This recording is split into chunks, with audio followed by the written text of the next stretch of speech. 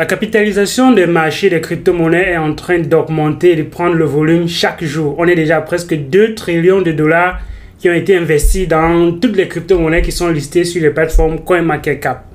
Donc, on voit par exemple là, la valeur du Bitcoin, mais la capitalisation des crypto-monnaies ne fait qu'augmenter, ne fait que prendre du volume. De l'autre côté, on voit que la capitalisation exclut des bitcoins également. Donc, ça, c'est la capitalisation du marché. Hormis le bitcoin est également en train de prendre de la valeur parce que la dominance du bitcoin est en train de baisser. Donc, quand la dominance du bitcoin baisse, ça voudrait dire comme ça que les altcoins sont également en train de prendre de la valeur. Et c'est donc comme ça qu'on observe une prise de valeur aussi considérable pour d'autres marchés parce que il y a environ 50% du marché qui est détenu par les altcoins. Donc, environ 1 trillion de dollars ont été investis déjà comme ça dans les altcoins. Donc, la valeur est également en train de monter. Donc, quand on voit la dominance du Bitcoin, on se rend compte que c'est un peu en train de baisser maintenant. Et celui qui est en gris ici, c'est la dominance des altcoins. Donc, les altcoins sont peut-être en train de prendre de la valeur. Ce qui est un peu orange aussi, c'est la dominance de l'Ethereum, qui est donc comme ça la deuxième crypto-monnaie après le Bitcoin et qui est aussi présentement en train de prendre de la valeur. Et l'Ethereum à lui seul prend presque 12% du marché. Ça voudrait dire que le Bitcoin et l'Ethereum, ces deux crypto-monnaies combinées prennent plus de 69%, presque 70% du marché. Alors, il y a donc juste 30% de ces capitalisations-là qui est distribuée dans d'autres crypto-monnaies. Donc, on peut donc se demander, avec le nouveau mois d'avril, comment est-ce qu'on fait pour regarder quelles sont les crypto-monnaies qui peuvent également prendre de la valeur, qu'est-ce qui arrive, quels sont les événements qui arrivent. Alors, dans cette vidéo, je vais vous partager quelques plateformes qui vont vous donner des outils et des informations assez intéressantes par rapport à certains projets ou bien certaines choses qui vont arriver par rapport au mois d'avril.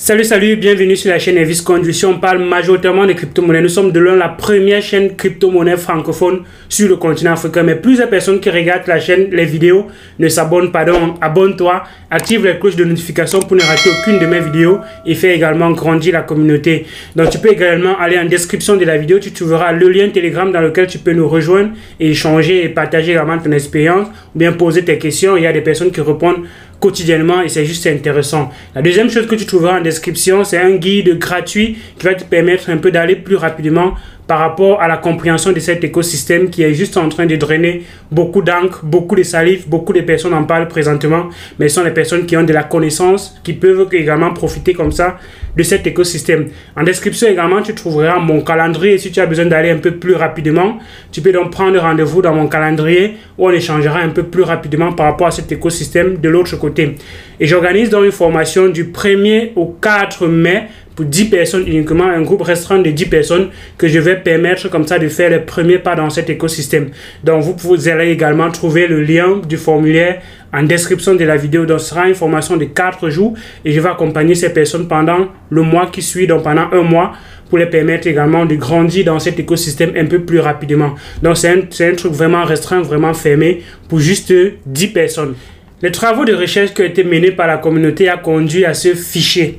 Ce fichier qui est en réalité une description des événements qui arrivent par rapport au mois en cours. En fait, et les mois passés, on peut voir ce qu'il y a eu en mars, ce qu'il y a eu en février, en janvier, ainsi de suite. Et nous sommes présentement au mois d'avril. Qu'est-ce qui arrive au mois d'avril?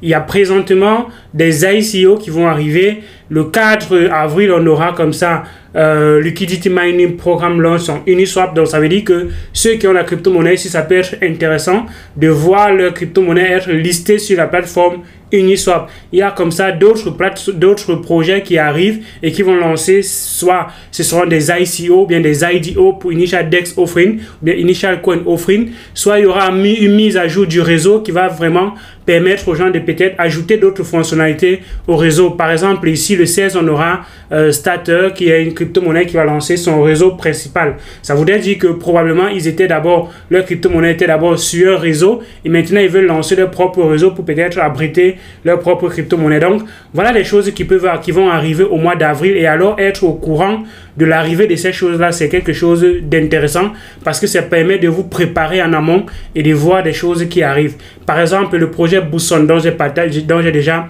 partagé ce projet-ci, Boson, qui va se lancer, qui va faire son ICO le 7 avril. Présentement, c'est déjà fermé. Ça voudrait dire qu'on ne peut plus avoir des adresses whitelistées pour pouvoir acheter ces tokens-ci pendant le 7 avril. Donc, il est déjà un peu tard pour certains projets. Mais bon, il y a également d'autres projets qui arrivent. Par exemple, Ray Finance, vous pouvez regarder ces projets-là et ça vous permettra de comprendre comme ça des projets qu'il y aura tout le long du mois d'avril. Il y a également des grosses choses qui vont arriver dans certains réseaux, tels que dans la blockchain BNB. Le token BNB va comme ça connaître un burn parce qu'ils font un burn de crypto-monnaie chaque trimestre. Donc, à chaque trimestre, il y a un burn. Donc, c'est chaque 4 mois. Donc, chaque 4 mois, on brûle une certaine quantité de BNB pour réduire la quantité de BNB en circulation. Et ça peut avoir un impact majeur sur le prix du BNB. Donc, c'est peut-être la raison pour laquelle le BNB est en train de prendre comme ça de la valeur ces derniers temps, parce qu'il y a ces réductions de quantité là, et quand il y a réduction de quantité, ça crée cet effet de rareté. Et comme c'est plus rare et que c'est utilisé dans un écosystème, alors les gens en auront encore fortement besoin et ça peut être comme ça la raison pour laquelle le BNB prend beaucoup de valeur. Donc, être au courant de cela, c'est bien, mais faire encore des recherches pour comprendre encore ce qui va arriver et si ce qui arrive est impactant est encore mieux. Donc, la deuxième plateforme dont je vais partager avec vous aujourd'hui, c'est la plateforme CryptoRank dont j'ai déjà partagé, mais qui a beaucoup d'informations peut-être on ne voit pas cela, mais c'est une plateforme qui a tellement d'informations. Par exemple, si je suis ici en bas, je vois par exemple qu'il y a plusieurs crypto-monnaies qui ont mis leur plus bas all-time low. Donc, comme on parle de ATH, ça veut dire le prix le plus haut dans l'histoire de cette crypto-monnaie. Et alors, il y a également le prix le plus bas dans l'histoire d'une crypto-monnaie. Et on voit que présentement, il y a certaines crypto-monnaies qui sont en train de mettre leur all-time low. Vous voyez? Et ici, on voit des crypto-monnaies qui sont en train de mettre leur all-time high.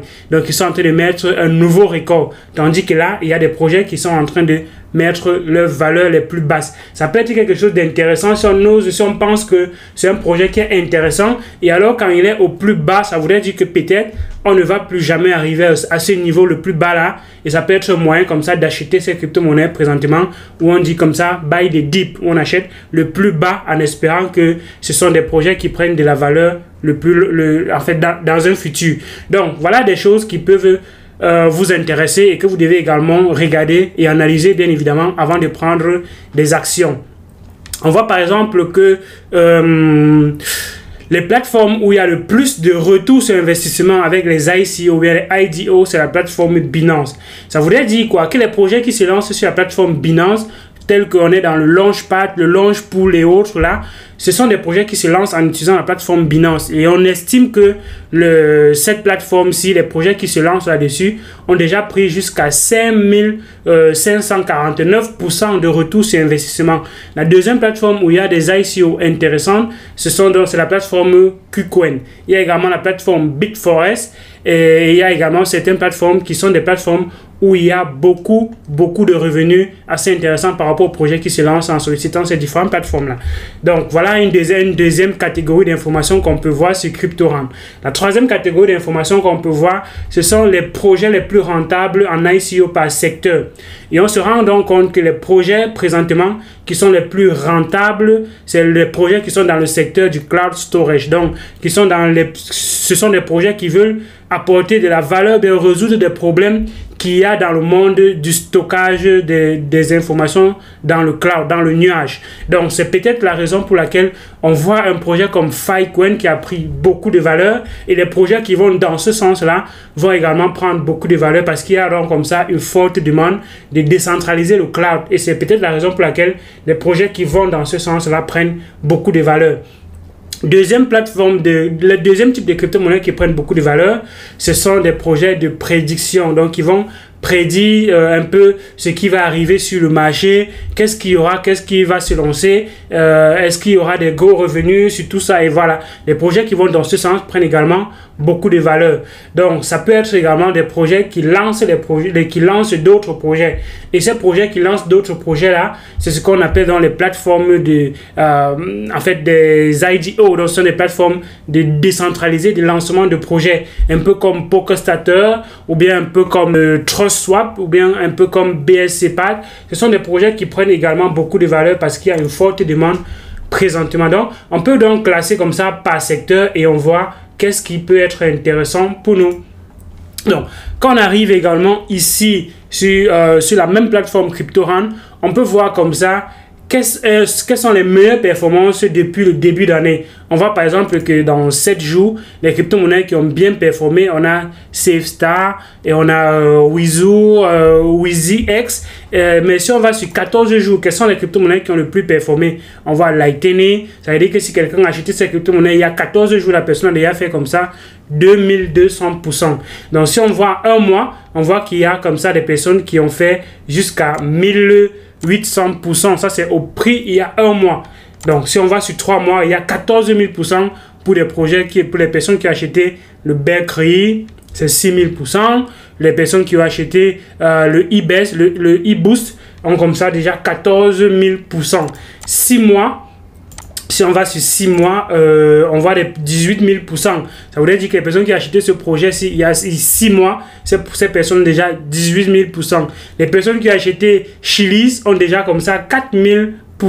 Si on va maintenant par an, on voit que également ceux qui ont acheté le PancakeSwap il y a un an, le PancakeSwap il y a un an ont 2000%. Ceux qui ont acheté Berkeley il y a un an ont comme ça 6000%. Et ceux qui ont acheté eBoost il y a un an ont comme ça 14 000%. Donc voilà des choses qui sont intéressantes et qui peuvent également vous permettre de comprendre est-ce qu'on est à quel niveau on est avec une crypto-monnaie. Est-ce que c'est encore intéressant de la garder? Si une crypto-monnaie a déjà fait peut-être 12 000%, ben, il faut donc se poser également beaucoup de questions avant de décider de continuer de garder ces crypto-monnaies encore dans son portefeuille.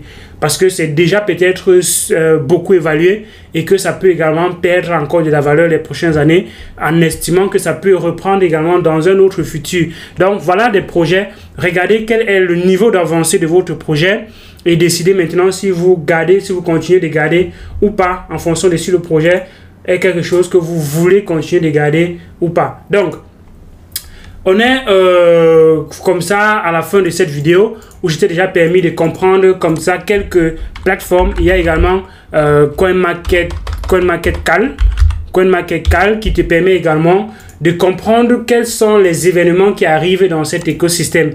Il y a tellement de choses qui arrivent. Et alors, aller sur CoinMarketCap, ça te permet également de filtrer par rapport à une crypto-monnaie. Par exemple, si je vois Eagle, je vais peut-être mettre Ethereum. Je vais peut-être mettre Ethereum. Voilà, par exemple, si je mets ETH, on m'affiche comme ça des choses qui sont liées et qui vont arriver concernant ETH. Donc, voilà une autre plateforme qui te permet de comprendre quels sont les événements qui arrivent. Est-ce que c'est quelque chose qui sera intéressant pour ton projet? Si tu as un projet que tu détiens, est-ce que ce sera quelque chose d'intéressant? Si je sélectionne ici, par exemple, Binance, je dis qu'est-ce qui va arriver sur Binance dans les prochains jours, dans les prochains mois. Voilà ce qui arrive ici. Il y a Buzz qui sera listé. Il y a New Full Node Upgrade. Il y a comme ça des choses qui vont arriver. New Roadmap pour tel projet. Donc ça, ce sont des projets qui sont déjà listés sur la plateforme Binance. Donc ça vous permet d'avoir les informations.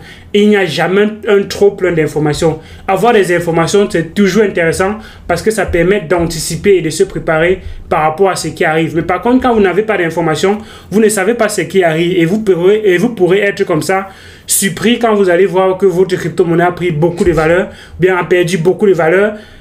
Vous allez vous demander, mais qu'est-ce qui se passe? Qu'est-ce que j'ai manqué? Qu'est-ce que j'ai loupé? Donc, il faut toujours être à l'affût de l'information et c'est ce que l'investisseur recherche.